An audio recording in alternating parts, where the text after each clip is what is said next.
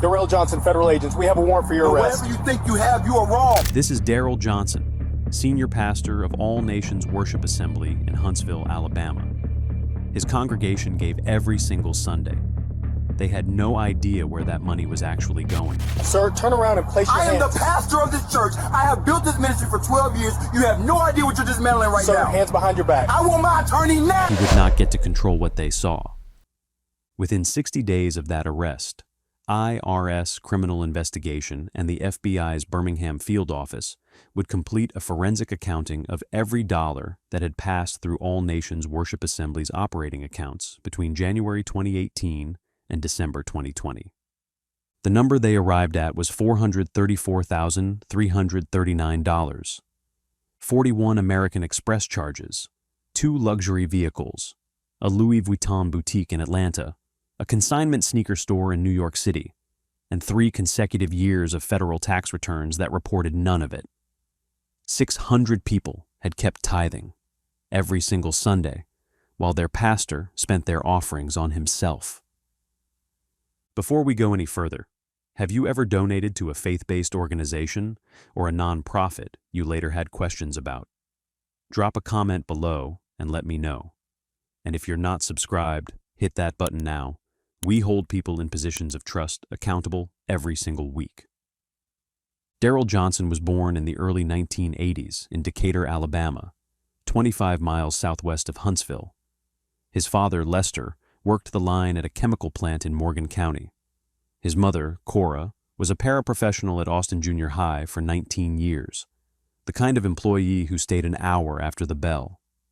He grew up in a household where money was counted carefully and given generously. When he was 9, Cora began bringing him to their church's Saturday food distribution.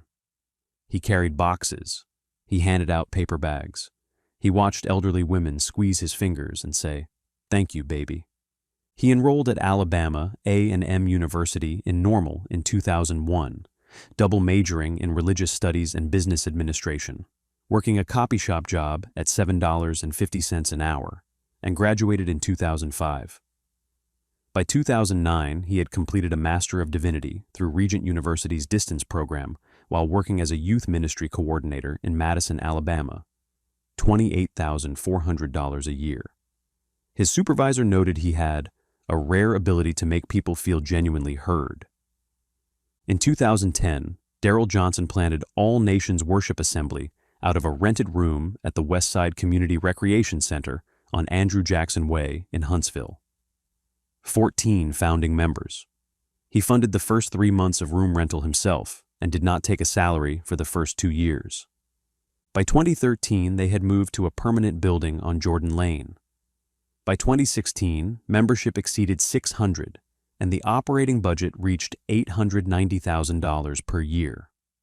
A Huntsville Times feature in 2017 called him one of the city's most effective community builders. He was named to the 40 Under 40 list in 2018. 2 months after that recognition was published, the embezzlement began. All Nations Worship Assembly was an independent evangelical congregation. It was not affiliated with any national denomination.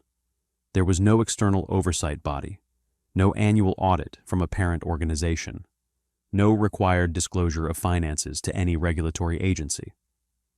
Here is something most Americans do not know.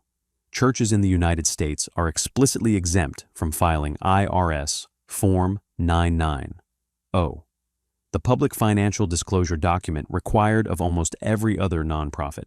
Hospitals file it, food banks file it, youth sports leagues file it. Churches do not have to. That exemption exists by law, and it means that a congregation's financial health is entirely whatever its leadership says it is. At All Nations, the Sunday offering process worked as follows. Envelopes and drop boxes were collected during service. 2 deacons counted the collection in a back room after service ended. A deposit summary was prepared and forwarded to Johnson. He was the primary signatory on the church's operating account at a Regions Bank branch on University Drive in Huntsville. The church also maintained an American Express Business Gold Card issued in the congregation's name. Johnson was the sole authorized cardholder. Each month, the Amex statement arrived. Johnson reviewed it. He then forwarded a single consolidated total to the church bookkeeper, Winifred Baxter, a retired Huntsville City Schools teacher who had volunteered in that role for 6 years. Baxter had never seen an itemized statement. She had never been shown one. She entered whatever number Johnson gave her. The deacon board reviewed an annual budget built on broad categorical line items: ministry expenses, pastoral discretionary, building and grounds. The pastoral discretionary line alone was set at $45,000 per year. No itemized receipts were required under the board's own policy. It was an honor system. And it worked, because for the first 8 years of All Nations' existence, there had been no reason to question it. That was the institution's vulnerability. And Daryl Johnson had spent 8 years building exactly the kind of credibility that makes a question feel like an insult. The first transaction happened in November 2018. Johnson charged $4,970 to the All Nations American Express card at the Louis Vuitton boutique inside Lenox Square Mall in Atlanta, Georgia.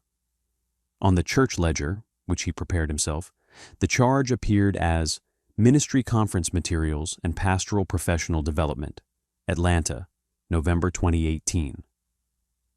No such conference existed in any church record.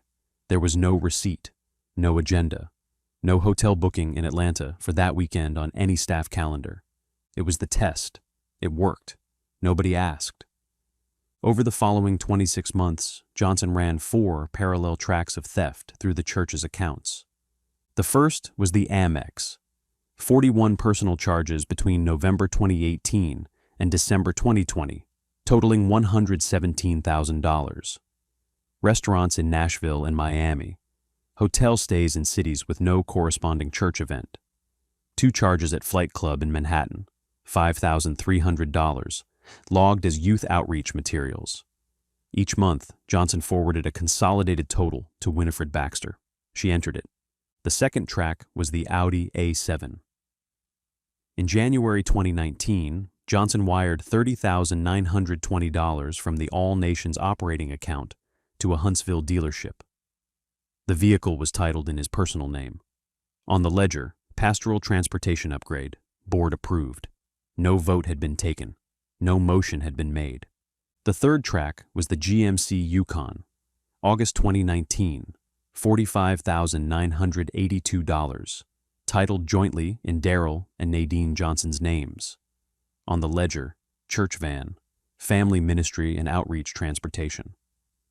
The church's actual outreach vehicle, a 2013 Ford Transit, continued to be driven by volunteers every week.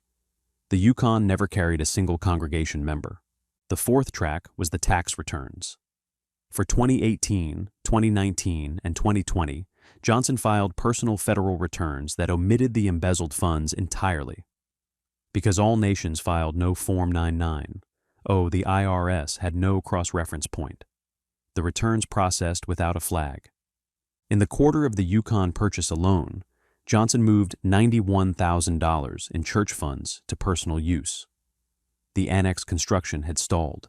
He told the board material costs had risen. Deacon Alfonso Cruz raised the vehicle question at a 2019 board meeting. Johnson said it was a personal purchase, financed through a private bank loan. Cruz accepted the answer. He did not forget asking. In early 2021, All Nations Worship Assembly was renewing its property and liability insurance policy. The carrier requested 3 years of financial documentation as part of the renewal process, a standard requirement. The deacon board asked Winifred Baxter to compile the summary. For the first time since she had taken the bookkeeper role, Baxter accessed the Regions Bank portal directly. She had the login credentials, had always had them, but had never needed to use them. Johnson had always sent her the numbers. She had always entered them. On a Tuesday evening in February 2021, sitting at her kitchen table in North Huntsville with a yellow legal pad, she pulled the full itemized Amex statements for 2018, 2019, and 2020. She began writing down what she saw. Louis Vuitton, $4,970. Flight Club, New York City, $2,800. a steakhouse in Nashville on a Thursday when Johnson had told the board he was at a retreat in Birmingham. A hotel in Miami during a week she was certain she had processed a pastoral conference reimbursement for, using the number Johnson had given her, a number that matched none of the line items on the statement in front of her. She did not call the police. She did not call a lawyer. She called Deacon Alfonso Cruz because she remembered that he had once asked about a car. Cruz drove to her house within the hour. He sat at her kitchen table and read what she had written. Then he asked her to print everything. The deacon board convened without Johnson on a Thursday night in February 2021, 5 members present, no pastor. The vote was 5-0. Cruz had spent 22 years in law enforcement. He knew exactly which federal number to dial. IRS Criminal Investigation assigned Agent Daria Pollard to the case out of the Birmingham field office. She had worked financial crimes for 11 years. She had reviewed church embezzlement cases before. She had never seen a ledger this clean, or a gap between the ledger and the underlying statements this wide. The investigation moved through 4 evidence streams simultaneously. The first was the Amex statements, subpoenaed from American Express directly.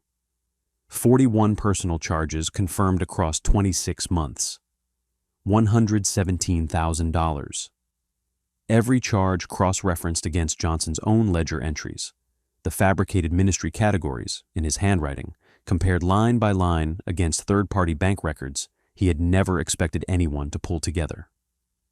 The second was the vehicle records. Alabama DMV confirmed the Audi A7, titled in Johnson's personal name. Regions Bank wire records traced the $30,920 purchase directly to the church operating account. Same for the Yukon, $45,982. Same source, joint personal title. 2 vehicles, 2 ledger entries describing church property, 0 church property. The third was the tax returns. Pollard compared Johnson's personal IRS filings for 2018, 2019, and 2020 against the subpoenaed church records. The $434,339 appeared nowhere across 3 consecutive federal returns. 3 counts, 1 per year. 26 U.S.C. Section 7206, 1. The fourth was the cooperating witness. Winifred Baxter provided a full sworn statement. She had received only consolidated monthly totals from Johnson for the entirety of her 6-year volunteer tenure. She had never seen an itemized statement. Her cooperation was immediate and unconditional. The smoking gun was the ledger itself. Side by side, Johnson's own handwritten entries and the actual Amex itemized receipts. They told 2 completely different stories about the same transactions. This was not ambiguity. This was not an accounting error. It was fabrication, documented in the subject's own handwriting, compared against records he had not known would ever be examined together. Investigators also recovered a text exchange from Johnson's personal phone. November 14th, 2019. LV bag finally came in. Picked it up today. It's fire. His contact replied, "You're wild, LOL, how much?" Johnson, "Don't worry about it. Church has been blessed this quarter." Contact, LMAU, "You wrong for that." Johnson, "Ministry is expensive." Contact, "You are going to hell." Johnson, "Not before I finish this bag." While he was sending that text, the church's food pantry was 5 months from being suspended. Johnson would tell the deacon board that funding had run short. He was not wrong. Before we get to sentencing, stories like this one don't get the attention they deserve. If you want to see more accountability coverage, subscribe and hit the notification bell. We cover cases that mainstream media ignores. Federal agents arrived at All Nations Worship Assembly at 10:17 on a Tuesday morning in March 2021. The church administrative assistant was asked to step out of the outer office before Agent Curtis Obie and Agent Daria Pollard entered the pastor's suite. Johnson was at his desk, sermon notes open, the large Bible at the corner of the desk where it always sat. The whiteboard behind him read, Sunday, March 14th, Sermon, the faithful steward. Agent Obi stated the purpose of the visit. Johnson: there has to be a misunderstanding. I have given 12 years to this ministry. Obi told him to step around the desk. Johnson: you're arresting me in a church, in this building. Agent Pollard spoke. They had the Amex statements. They had the ledger. They had the wire records for both vehicles. There was no misunderstanding. Johnson's eyes moved to the whiteboard. He looked at the sermon title for a moment. 2, 3 seconds. Then he looked back at the agents. Johnson: I built this from 14 people in a recreation room. I didn't take a salary for 2 years. Everything I put into this place. Everything. Obi told him to put his hands behind his back. Johnson: please don't bring me out the front. My congregation. Please, not out front. They walked him out through the side entrance. The whiteboard was still visible through the open office door as they left. The congregation arrived for Wednesday evening Bible study 2 hours later. The pastor's office was empty. The sermon for Sunday had not been finished. A federal grand jury returned an indictment in May 2021. The U.S. Attorney's Office for the Northern District of Alabama, the real jurisdiction for Huntsville federal cases, charged Daryl Johnson with wire fraud under 18 U.S.C. Section 1343, embezzlement from an organization receiving federal program funds under 18 U.S.C. Section 666, and 3 counts of filing false federal income tax returns under 26 U.S.C. Section 7206, subsection 1. 1 count for each of the 3 tax years in which he had omitted the embezzled funds from his personal returns. His defense attorney, Howard Aiken, filed a motion to suppress the vehicle wire transfer records as exceeding the subpoena's scope. Judge Lenora Tabb denied it. Aiken's sentencing memorandum then argued for downward departure, framing the embezzlement as a crisis of judgment following the 2019 Annex funding shortfall. The government's response was brief. The Amex charges began 3 months before the Annex contract was signed. Johnson pleaded guilty to all counts in October 2021. At the sentencing hearing, Deacon Wendell Fitch, a founding member of All Nations who had been present the day 14 people sat in folding chairs in a recreation room and called themselves a congregation, addressed the court. He said, "My wife and I gave to this church the month after we buried our son. We were broke and we were broken, and we gave anyway because we believed this was a place that used what we gave for something real. He used it for shoes. He used it for a car. He used it for a purse. And the building he told us was going up for our children is still just a concrete frame on Jordan Lane." Judge Tabb's sentencing statement addressed Johnson directly. She said, "Mr. Johnson, you stood before your congregation every week and asked them to trust you, not just with their money, but with their belief that their sacrifice meant something. You answered that trust with meticulous, deliberate fraud that you then concealed from the Internal Revenue Service for 3 consecutive years. This was not a single moment of weakness. This was a sustained choice, repeated hundreds of times across 36 months. She paused. Then she said, "The institution you built will survive this. Whether it will ever fully trust again is a question you will have to carry. And you will carry it at FCI Talladega. 60 months, 5 years in federal prison, full restitution of $434,339 to All Nations Worship Assembly." Johnson reported to FCY Talladega in Talladega, Alabama, 60 miles south of the church he founded, in early 2022. All Nations Worship Assembly continued under interim pastoral leadership.